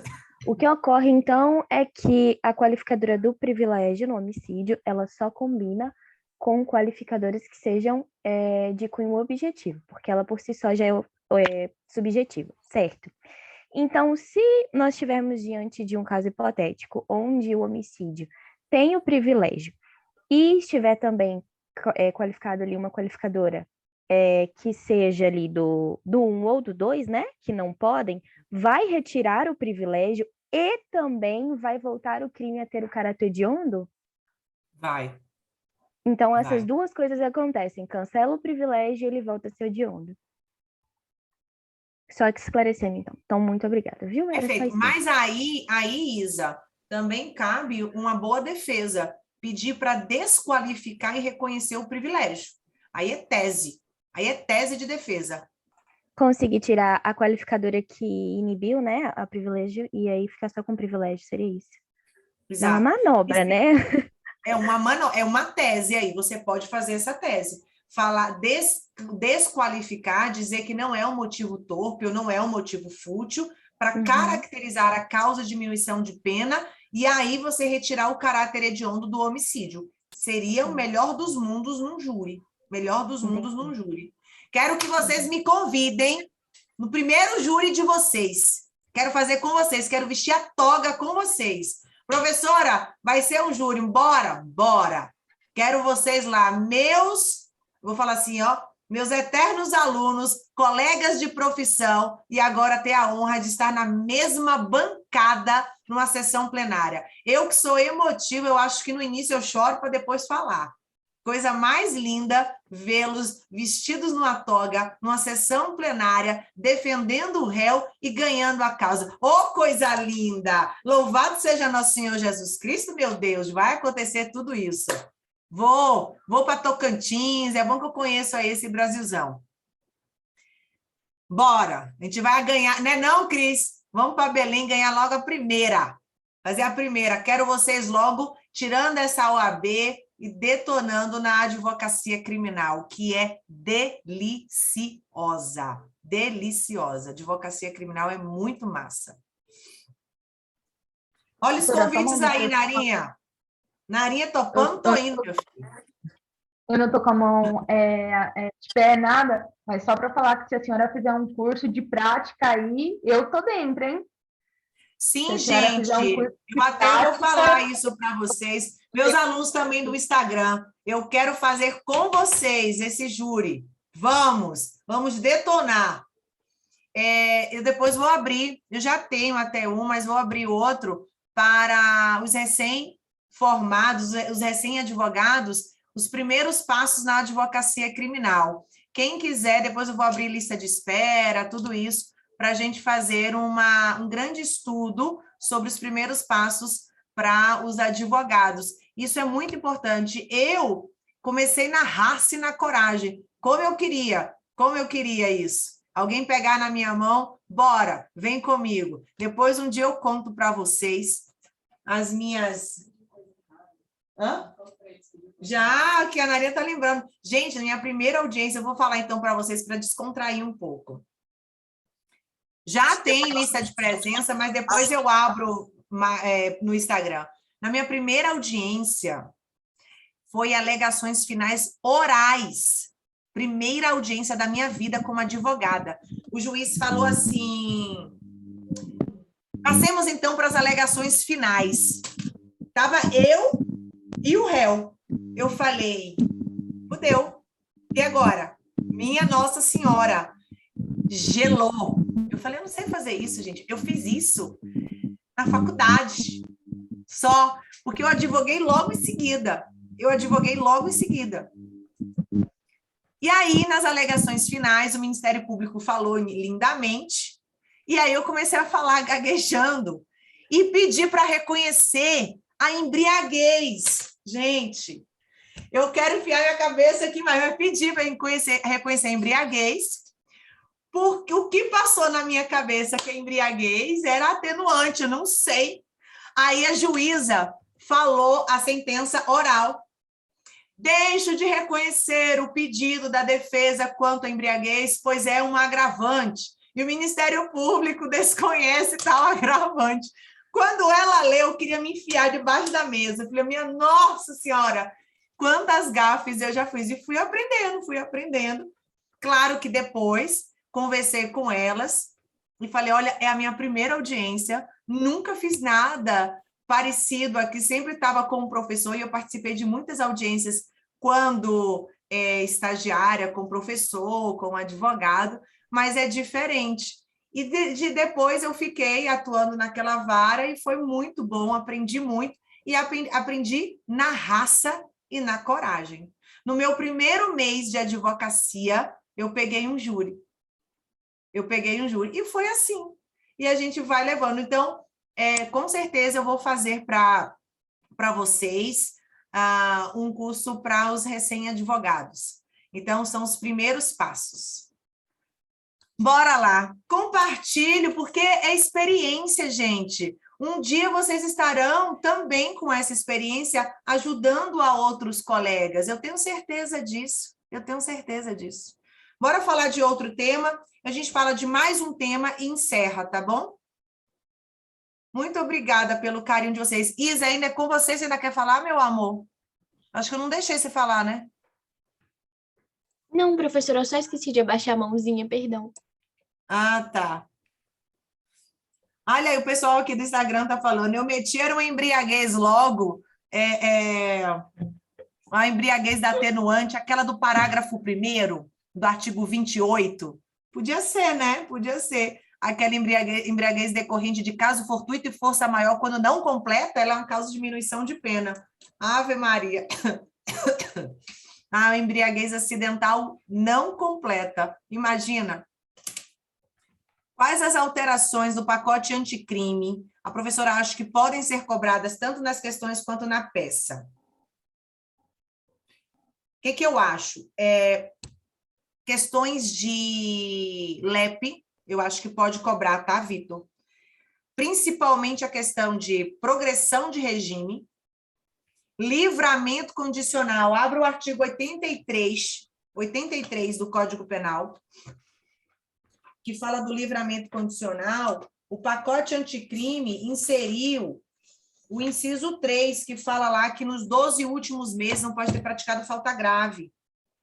Gente, eu acho que vai cair alguma coisa de LEP, viu? Ou é no agravo, ou cai a peça agravo, que eu já falei para vocês, que Carolzinha não é ninguém, mas eu acho que tem chance de cair. Tem que estudar tudo, mas eu acho que pode cair. Ou em questão discursiva. Pegue aí o artigo 83. Inciso 3, a linha B. Não cometido falta grave nos últimos 12 meses. Tá?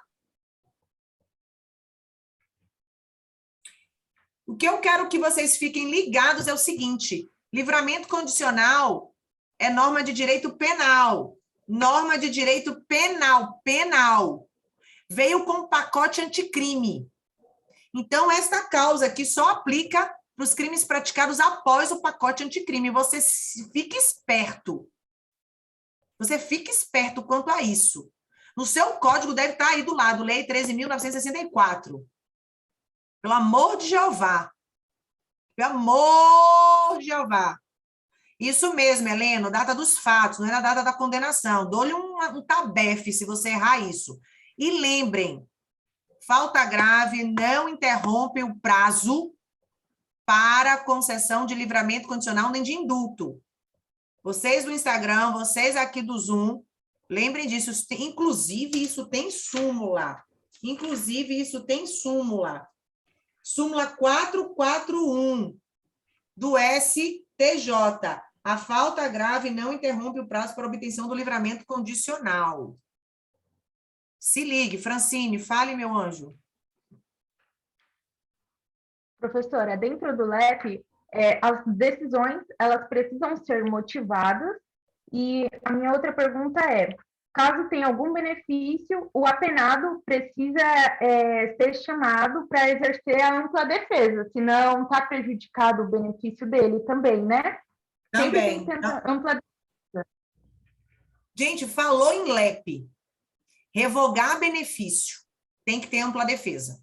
Tem que ser ouvido. Tem que ter defesa técnica. Advogado. Nós. Tá? Tem que ter. Senão é tudo nulo. O Alapenha está perguntando para mim, aqui no Instagram, se ainda existe recurso inominado. No penal, não. Tá? Artigo 59 da LEP, Alcimar, perfeito. O artigo 59 da LEP fala dessa defesa técnica, e aí, o artigo 59 da LEP também é fundamentado pela súmula 533 do STJ. 533 do STJ, tá? Diga, Rose, meu anjo. Professora, boa noite, tudo bem? Sim, tudo bem. Professora, com relação ao exame criminológico, ele não é necessário fazer com relação ao livramento condicional na LEP, né? Ele não é obrigado. Não é obrigatório, mas se o juiz quiser assim fazer, ele tem que fundamentar concretamente. Súmula vinculante 26.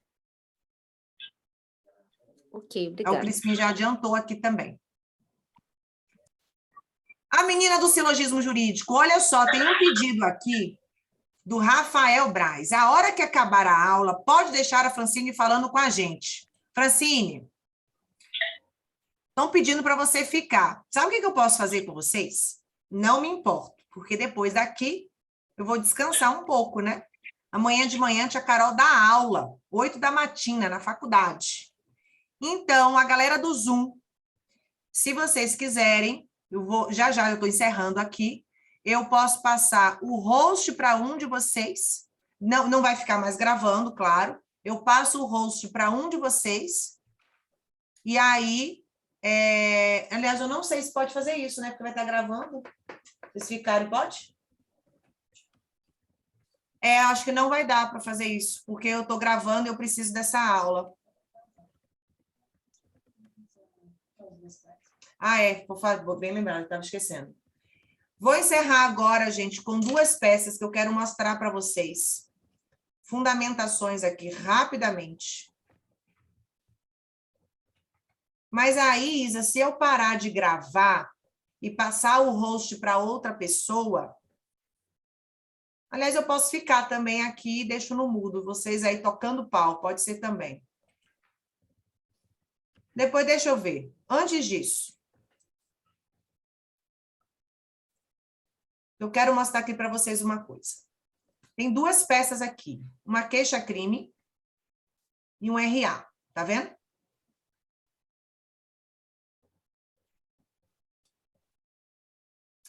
Vou botar esse negócio aqui no Telegram. Vocês darem uma olhada. O que vocês acham? Olha aqui. Queixa-crime. Você tem qualificação completa, os artigos. E olha os fatos como são minuciosos e narrativos. Vocês estão vendo? Depois vem o direito.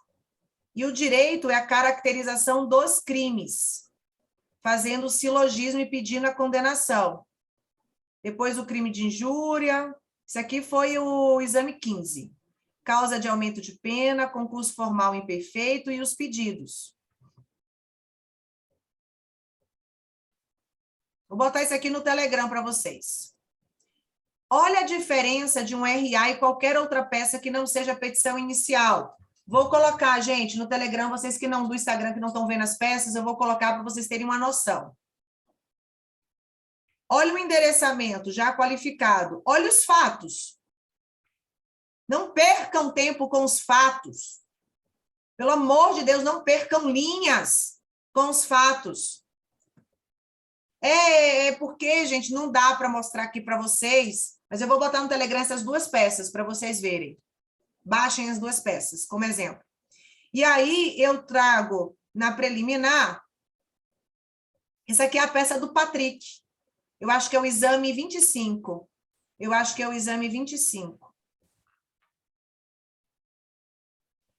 Aí vem a nulidade de citação, eu faço o silogismo. Olha o silogismo aqui, vou mostrar para você.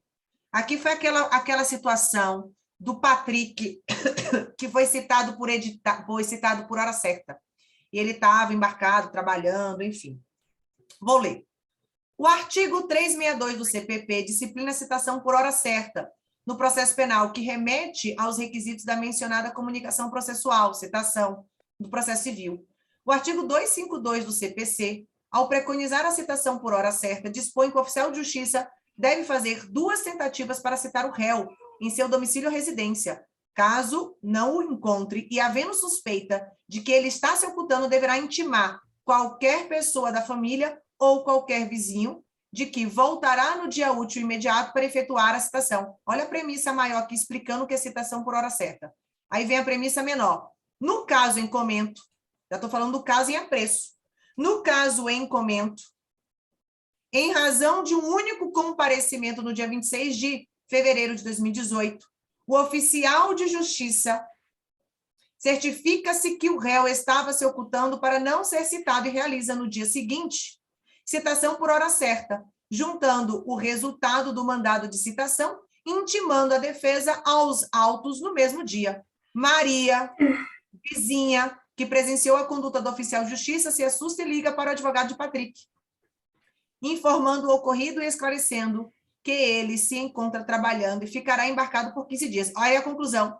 Ante o exposto, fica evidente que Patrick não se esquivou da citação, e sim estava embarcado, trabalhando, o que caracteriza que a conduta do oficial de justiça violou o disposto do artigo 564, inciso 3, a linha E, do CPP, por não preencher os requisitos do artigo 362 do CPP, combinado com 252 do CPC, demonstrando inequivocamente que deve ser conhecida a nulidade do ato de citação por falta de formalidade e afronta ao princípio da ampla defesa e do contraditório disposto no artigo 5º, inciso 55 da Constituição Federal. Olha aqui, gente, premissa maior, premissa menor e conclusão. Aí vem para o mérito, crime impossível. Da mesma maneira, eu faço as premissas. Então, esse silogismo, eu preciso que vocês, pelo amor de Deus, façam isso. Isso vai adiantar a sua vida. Isso vai adiantar a sua vida. Ok? E antes de encerrar, só para dizer a vocês que ela está mais próxima do que você imagina. Esta aqui você terá em breve. Acredite em toda a sua preparação. Acredite nas horas de estudo.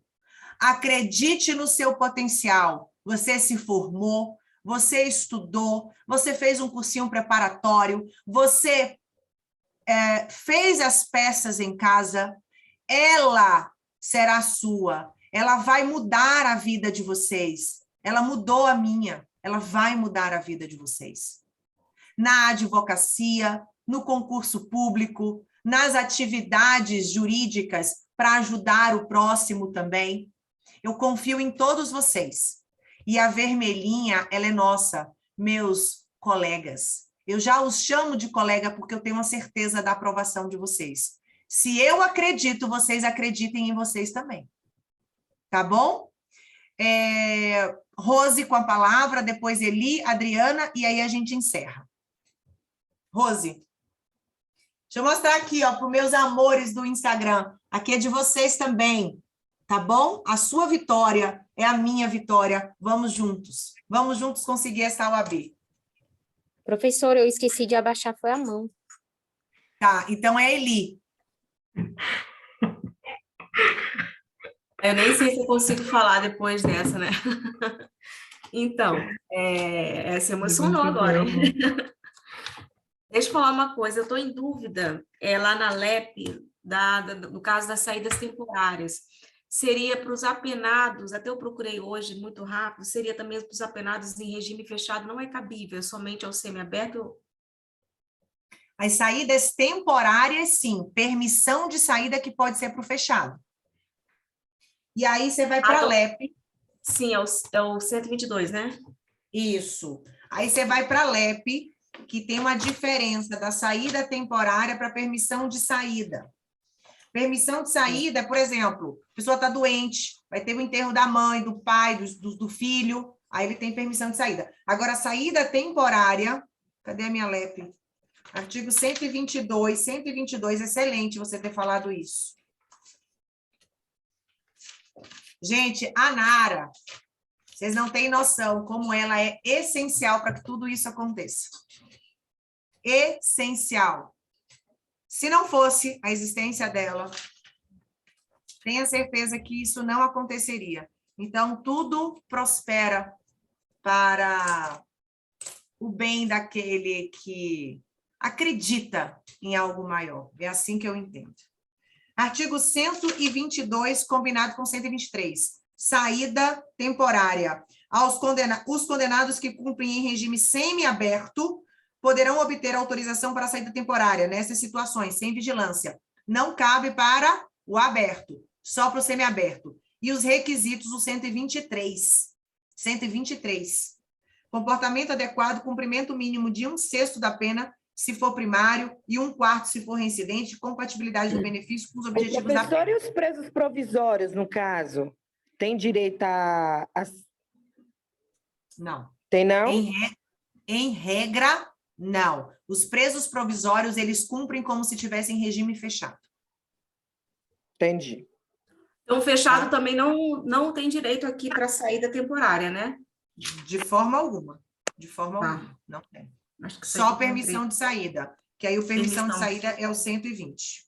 120. É É diferente. o caso de Porque permissão de velório. saída é situações extremas. Ele sai e volta, e permissão de saída é com vigilância. E saída temporária é sem vigilância, tá? Sem vigilância, tá. E no caso do 83 lá também, os 12 meses já estava na lei anterior, né? Do livramento condicional. Não foi com o pacote anticrime, né? Do Código Foi com Penal. pacote anticrime. Foi com pacote anticrime. Os 12 meses também? Sim. Ah, tá. Não ter cumprido, não ter praticado falta grave nos últimos 12 meses, pacote anticrime. Ah, então tá bom. Tá, beleza. Caso Obrigada. existe, viu? Existe uma quantidade razoável. Mas eu estou afastada, gente, principalmente da parte de execução penal. O meu início de advocacia foi muito na execução penal, muito. Contei para a Nara que eu ia para as penitenciárias, eu conversava com os presos, os familiares me pagavam, eu fazia vários benefícios na vara de execução penal, não saía da vara de execução penal. É um dinheiro rápido que vocês ganham, e é muito legal. E vocês sabiam que a advocacia criminal é carente de advogados especialistas na lei de execução penal? Porque ela é muito específica. Aquele advogado que se especializa em execução penal, ele tem uma atuação melhor.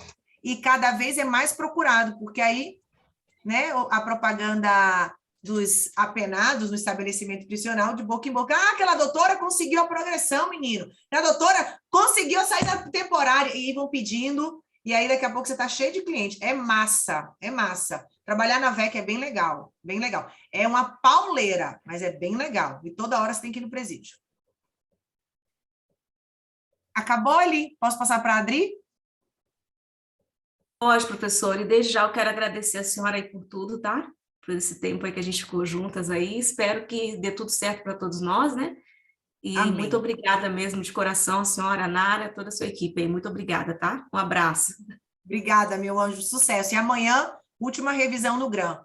E Com certeza. depois, domingo, a partir das 18 horas, comigo de novo, para a gente ver um gabarito extraoficial. Menino, ainda tem dias aí, vão ter ainda alguns dias aí para vocês aguentarem a minha cara. A Bruna fala assim, não aguento mais essa professora, mas vai aguentar, Bruninha. Fala, Adri, com você, meu anjo. Professora. Oi, boa noite, Um prof. instante. Boa noite. Com o maior prazer, viu? A senhora e a Nara. Não tem para ninguém. Duplo imbatível.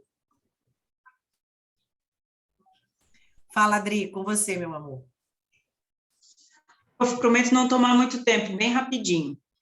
No caso de nulidade por excesso de linguagem, né, do juiz, tem algum inciso do 564 para encaixar, ou a gente só argumenta que existem nulidades que não estão na lei, né? Só doutrina e argumentar isso? Mas aí não, ela está prevista em lei, que é o 413, parágrafo 1º. 413, parágrafo 1º, tá. E a segunda pergunta Claro. é que no simulado eu esqueci a folha de interposição, daí hoje me ocorreu. Se por acaso, Deus me livre, né? Mas se por acaso eu esquecer, tipo for um reze, por exemplo, e eu esquecer, eu posso fazer no final ou não? Faça, não sei, eu entraria com recurso se eles não admitirem, mas faça. Faça porque é preciso ter, até porque se você não tiver a folha de interposição, você não tem o nome da peça, você zera. Ah, tá. Você Então, zera. bem rapidinho, foi Então, só essas dúvidas. Mas você não vai esquecer. Se você identificar que é um recurso, todo mundo já vai na hora. Peça de interposição e razões. Se cair também contra razões, tem a peça de juntada e as razões do recorrido. Tá? Tá bom. Tá bom. Essa nulidade, Obrigada, Ju, chama excesso de linguagem. Tá? Excesso de acusação também, excesso de linguagem. Ou excesso de linguagem, ou linguagem eloquente. Usa excesso de linguagem que é mais rápido, mais fácil. Amores, desejo a todos vocês uma excelente noite. Até amanhã, às 15 horas, se não me engano. Eloquência acusatória também. Um beijo, fiquem com Deus. Lembrem também que a preparação precisa do descanso. Vocês precisam conciliar agora um equilíbrio. A partir de amanhã, já tem que diminuir o ritmo. Vai ficar na sangria desatada? Não pode. Já tem que diminuir o ritmo para essa ansiedade diminuir e não dar o famoso blackout na hora da prova, que isso não vai. Divino Espírito Santo estará com vocês. Nada de mal vai acontecer, principalmente no domingo. Um beijo. Razões da outra página, Cássio? Não. Para fins da OAB, terminou. Data, advogado OAB, pula uma linha, já começa as razões. Não perca linha. Lá na advocacia real, aí sim, você bota em outra página. Beijo, muito obrigada. Obrigada pela confiança, obrigada por vocês estarem aqui e vamos juntos conseguir essa OAB. Tchau, gente. Tchau, meus amores. Estou encerrando.